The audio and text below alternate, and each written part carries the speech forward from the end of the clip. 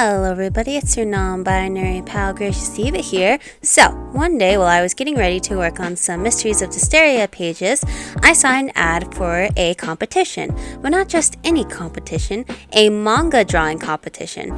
It was being run by on Art Street, and as soon as I saw it, I wanted to work on a submission immediately. There were a couple of different sections, but I went with the one where you could basically do whatever you wanted. However, by the time I saw it, the deadline was in a little over a month, so you know what that meant.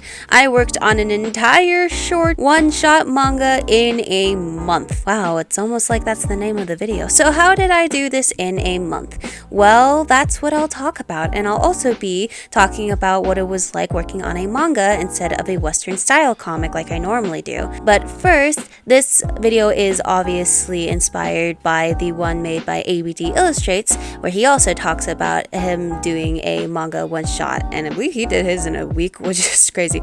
So go check that out, that's really cool. But yeah, let's get started with the prep I did before going into it.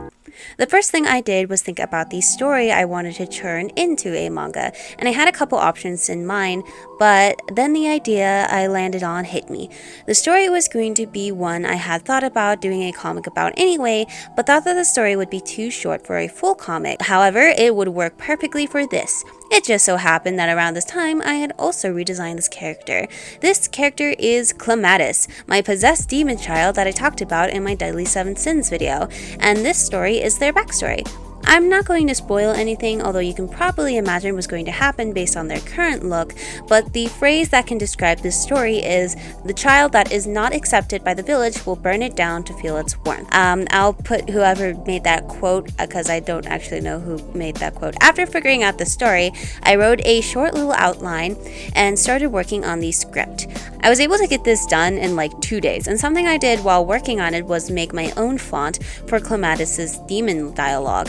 I used this site, Calligrapher, which gave me a template that I could use to create these scratchy looking letters, and imported them into the site where it generated the font. The process was really fun, and it was really cool to have a custom font like this. In fact, I've used this site for other fonts as well for different projects, so yeah, it's really neat. I did a quick little sketch of what the other important characters would look like. At first I was writing down what I did for each day, but I didn't really stick to that by the end, so I'm probably not going to mention what I did for each day. But after getting the script worked on, I immediately started working on the layouts. While working on the layouts, I realized that it would have to be longer than expected, but not by much.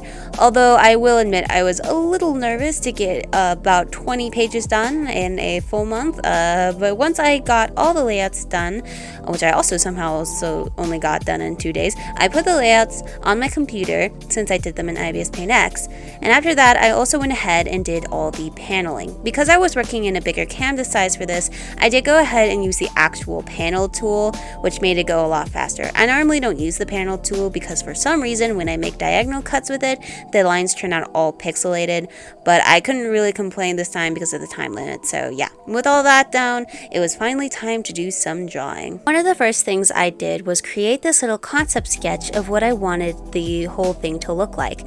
Now, I usually work in a more Western style when it comes to my other comics and use color in all my work. In fact, I try to use color as a part of the storytelling.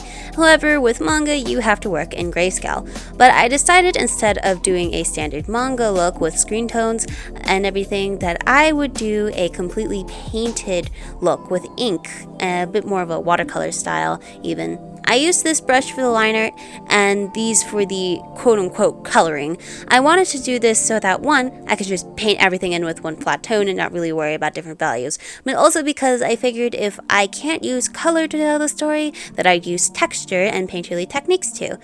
The final comics do end up looking a little different than this sketch, but I think that's good because the way I did worked so that I could get them done faster. When actually drawing the pages, I actually went in reverse a little bit.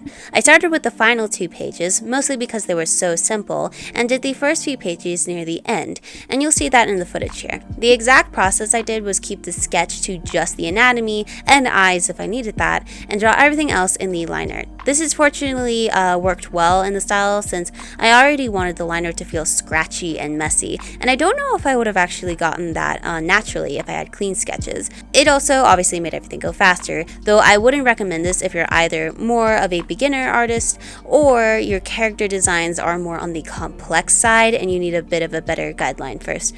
After lining, I would then move on to coloring the characters, and since I was using a transparent-ish brush for the wash, I found the best thing to do was create a silhouette of the character first, using the same color as the canvas. That way the background wouldn't be showing through the characters at all.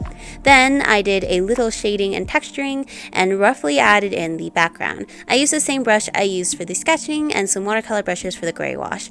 Then I would add in any extra foreground stuff. Although that might sound pretty simple, there were definitely some pages that gave me more trouble than others.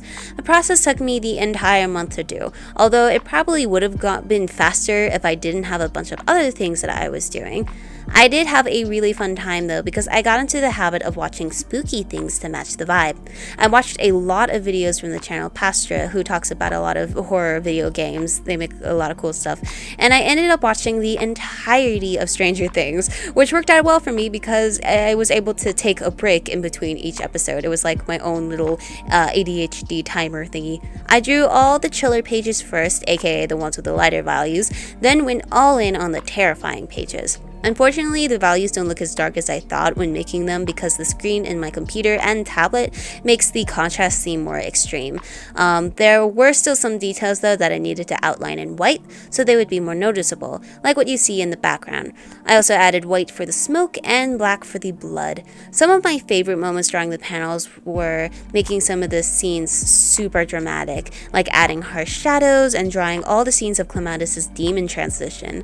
I wanted their possession to be a bit more gradual, their forms slowly becoming more warped over time until we get to see their final form. I know I haven't talked too much about the story, and that's mainly because I don't want to spoil anything, but yeah, the quote I said earlier really does describe it, and even though it is a very sympathetic story for the main character, it does lead, it is the backstory of one of my most scariest villains in my upcoming project known as Gateways. I'll talk about that later in some other videos because I do have some videos planned talking all about that. But yeah, just so you know, even though Clematis is super sympathetic here, they do some bad things in this story as well as later on in that bigger project, such as a little bit of cannibalism. Yep, that happens. Enjoy that. And something else to note here is that this story does get super dark. Not super duper dark, well, literally dark, yes, but thematically also dark, and like implications of gore and stuff. No, I don't actually show anything. It's like Modica Magica, they don't show the gore, they don't show that moment. I don't either, but it's implied, so keep that in mind, because I have an announcement where you'll be able to read this later on. So yeah, and I haven't also talked about like my full normal comic process in here because I did do a lot of the same stuff that I usually do in my normal comics, and that's because I actually have a whole other video talking about that. It's a little bit outdated since it made it I think about a year ago, and I was still working on Mysteries of Hysteria chapter 2, which was actually the chapter I was working on when I got the announcement thing for this competition. Yes, that chapter was the worst. I hate it, but maybe you'll like it if you read it on Webtoon, because that's where that is. So yeah.